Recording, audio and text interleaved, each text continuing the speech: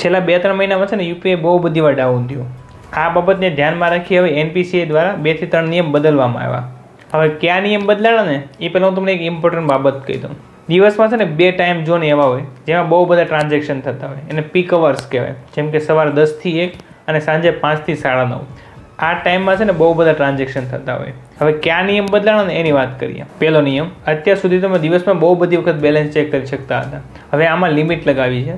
હવે તમે દિવસમાં મેક્સિમમ 50 વખત બેંક બેલેન્સ ચેક કરી શકશો. સામાન્ય માણસ માટે કોઈ પ્રોબ્લેમ નથી, પણ જે લોકો નાનો મોટો ધંધો કરે છે ને એને હરેક વખતે ટ્રાન્ઝેક્શન થતા હોય, તો હવે તમારે 50 થી વધુ વખત ચેક કરવું હોય ને તો બેંકની એપનો યુઝ કરવો પડશે. બીજો નિયમ, જે અત્યાર સુધી તમે ઓટો પે ઉપર ટ્રાન્ઝેક્શન સેટ કરેલા હોય ને, જેમ કે ઈએમઆઈ છે, કોઈ બિલ્સ છે, એ બધા પીક અવર્સમાં નહીં કપાય. એટલે આ જે ઓટો પે વાળા પેમેન્ટ છે ને એ આ પીક અવર્સ પછીના સમયમાં કપાશે. અને ત્રીજો નિયમ, આપણે જ્યારે પણ પેમેન્ટ કરીને ત્યારે એનું સ્ટેટસ ચેક કરતા હોય કે સક્સેસફુલ થયું કે નહીં, અને જો ના થયું ને પેન્ડિંગમાં જતું રહે ને તો હરેક વખતે આપણે રિફ્રેશ કરીએ.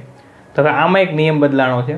હવે જો કોઈ પેમેન્ટ પેન્ડિંગમાં જતું રહે ને તો હવે તેનું સ્ટેટસ અપડેટ કરવામાં 90 સેકન્ડ જેટલો સમય લાગશે. 90 સેકન્ડ બાદ ખબર પડશે કે આ સક્સેસફુલ થયું કે નહીં. તમે દિવસમાં મેક્સિમમ 3 વખત સ્ટેટસ ચેક કરી શકશો. આ બધા જે મેં નિયમોની વાત કરી ને આ યુપીઆઈમાં લાગે. એટલે જે તમારું પ્રાઇમરી એકાઉન્ટ હોય ને એમાં બેંકની એપનો ખાસ યુઝ કરવો. હવે હરેક વખતે યુપીઆઈ ટ્રાન્ઝેક્શન પછી બેંકમાંથી જે મેસેજ આવશે ને એમાં તમારું બેલેન્સ પણ બતાવેલું છે, જેથી તમારે હરેક વખતે બેંક બેલેન્સ ચેક કરવાની જરૂર ના પડે. વિડીયો ખૂબ જ ઇમ્પોર્ટન્ટ છે એટલે તમારા જાણીતા સાથે ખાસ શેર કરજો.